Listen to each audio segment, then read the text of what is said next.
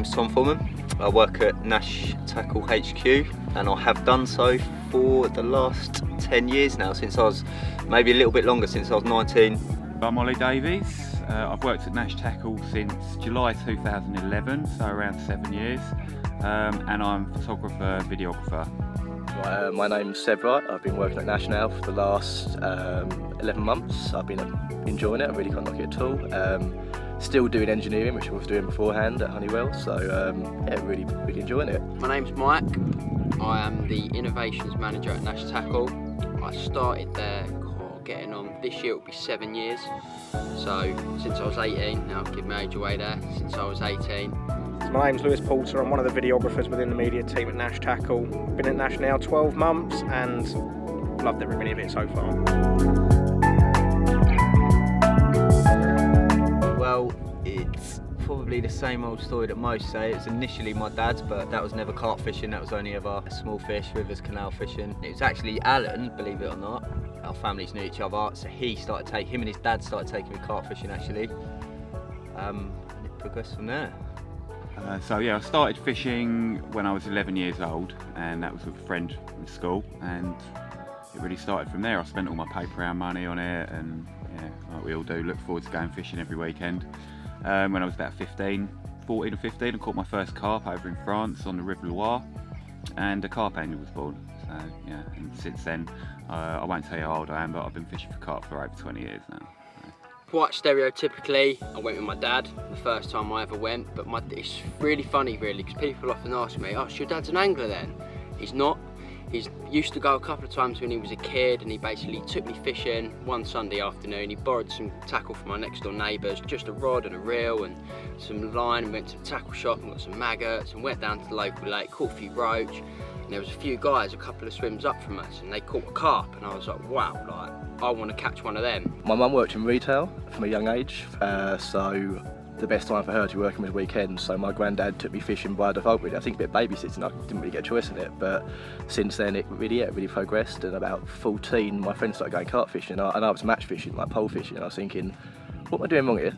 Like, they're catching big fish, why am I catching big fish? I really couldn't work it out. I've always sort of done angling, fishing like most people, but I really picked up carp fishing when I left secondary school during the summer holidays then.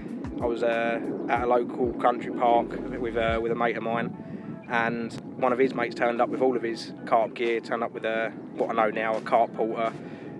He put his rods out and went and caught the biggest carp in the lake at the time. Apart from this one. Apart from this one, yeah. Carp related, probably one of our socials we have, which you probably would have seen.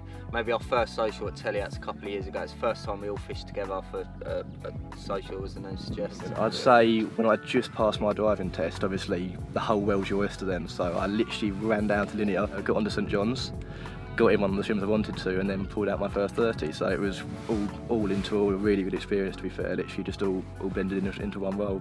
There's probably two for this one. Most memorable capture is obviously, I think it would probably have to be the Telliats Common, simply because of the size of it, and it's one that people keep reminding me of, you know, even it was like 4 years ago now, and people still come up to me at the shows and go, wow, that Common was amazing. So yeah, that really sort of has to stand out just by the sheer bulk of it. And again, another moment that other people remember is that night at Bled where the thunderstorm rolled in and it really went off. And yeah, I think we had 14 fish in the space of a couple of hours. So it was a memorable trip with a really memorable night sandwiched in the middle. You know, you don't get fishing like that. I think it's a bit of a thorn in our side for any future productions, because it's really hard to have such a special moment. These things don't happen often, you know, that's kind of a once in a lifetime thing, so we were kind of lucky to have the cameras rolling for it. It's hard, there's loads. I'll give my most recent memorable moment, if you like, it's got to be when we went up to Austria with the lads and filmed the social too. It was, yeah, we filmed the social one a few years before that at Telliats, and we had sort of a level to better, if you like, and so we went over there sort of knowing we had to perform better than we did for the first film. Oli had some chunks, Alan obviously had a couple of massive fish from the other lake, and it was just a real good. We don't do it enough, me and the lads, like we work together day in, day out, but we never go fishing. And I was saying this to Max last night, he said, how often do you actually get to fish with Seb and Tom and Oli and that? And it's not a lot, maybe 2-3 times a year if we're lucky, and it's usually always for work. So yeah, that was probably my most memorable. So it's good to get you out then? It was good to get out for a couple of days out of the office, yeah. One, it would be milk, because if I don't have a cup of tea in the morning or coffee, I'm quite grumpy. 2, drink related again, it's not a good habit to have, but I do like an energy drink. I'm good now, I only limit myself to 1 a day. I used to be a lot worse. And the 3rd one would probably be my mobile phone. I know it's a really bad thing to say, but on miserable days when you're not catching a lot, it passes the time, and I can do my emails. It's obviously for work purposes. Of course. Obviously it's for work purposes, so I can still do my emails on the bank. Yeah. Couldn't go fishing without coffee. There's been many times where I've turned up to lake, realised I haven't got coffee, and I've left to go and get coffee. 2nd thing would be chocolate. I'm absolute chocoholic. I eat chocolate every single day. In the evening, every day I'll eat chocolate. Or biscuits, got to be chocolate biscuits, so. It sounds like Amy, that. And the 2nd thing, the 3rd thing, sorry, I couldn't go fishing now without this. My Titan hide. I honestly, and I mean that, I've since been using it, or since the first sample we got when we was testing it, it truly is a game changer, and I could not imagine going fishing without one now. This time of year, definitely the ZC clothing. Bit of a plug, I know, but honestly it's wicked. It's served me very, very well over this winter. You know, we've been out on all sorts of shoots, been here, there and everywhere. Really needed it. If we've got the space and we need it, definitely the gazebo. Like, I'm a massive fan of it. It's a brilliant product. It's got its place in most people's fishing, you know, especially for me as well for work. Like, if we're out on a shoot like this and, you know, conditions aren't always great, it's brilliant just to have a place to sort of stash our gear or get away and still be able to work and communicate and socialise. Definitely got to be the hat. The hat's been, I can't even remember when I got it. I don't even remember how I got it, but it turned up in me fishing, and yeah, no matter where I've been, it's kind of always been in all my pictures. So it's carpy, isn't it? It is carpy. You can't beat a flat cap for your carp fishing. So Well, 100% my sawn-offs. I love a short rod. I love creeping around and catching them out the edge where I can see them. Number 2, I suppose would be bait related, and that would have to be a citrus pop-up. Caught so many fish on those washed out pig citrus pop-ups over the last 3 or 4 years, so yeah, really good bait, and they work everywhere. Once you've got a sawn off and a citrus pop-up, what else do you need? You need a hook, I guess. So probably for me it'd be a fang twister. Really good hooks, work on a variety of rigs, although I use them mainly on a multi-rig, which is my sort of go-everywhere rig. Definitely a portable charger. I have to say it, I am an absolute slave to technology, I can't help it at all. So annoyingly, yeah, definitely a portable charger, I hate to say that. Substantial amount of bait, definitely. I wouldn't go fishing without a substantial amount of bait, that'd be quite concerning. And we go for bed chair, definitely. SS3, you can't argue, do you know what I mean? It's got to come. Scope rods, they, again, I couldn't go fishing without them, and people often say to me, if you left Nash, what would you miss the most? I'm never going to leave Nash, but if I did leave Nash, the one thing I would miss well and truly is the scope rods. They've changed my fishing, they've changed my perception on fishing, they've changed my life, like they really have. Like, you see Max this morning, I don't know if you've used scopes much, Max, in the past. I've got myself one just for a stalking rod. Yeah. Oh, it feels so different on this scope. How do you feel? Well, going from a 12 foot to a 9 foot, it's so different. Feels nice. Fishing with 3, the new TFT ones that we've just done in collaboration with Total Fishing Tackle, and you can see this morning he was loving the action of the rods and playing them. I would have to say it would be the Titan hide.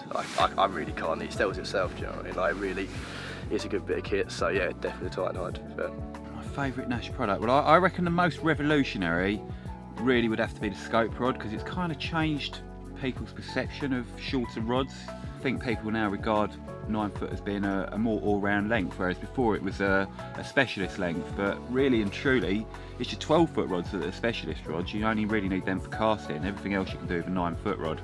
Certainly if you're doing any boat fishing, the extendable 9-foot scope is the best rod out there, 100%. I tend not to do a lot of long sessions. A lot of my sessions are short, stalking, overnighters. So food-wise, I'll take something that's easy, a sandwich, whatever someone else is cooking in the next swim. Yeah, no, I don't really get up for like cooking major stuff on the bank. You know, I'm far too more interested in fishing and not carrying too much gear with me. But yeah, I hear you're quite picky with your food. I'm a little bit fussy. Yeah, I'm not a big McDonald's fan. I think the whole world loves McDonald's except me. No, I like any takeaway really. I ate a bit of Indian last night. It's not my favourite, but I forced it down. It was pretty nice.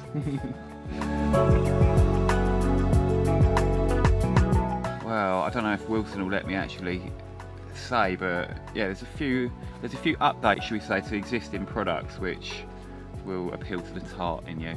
Enjoy.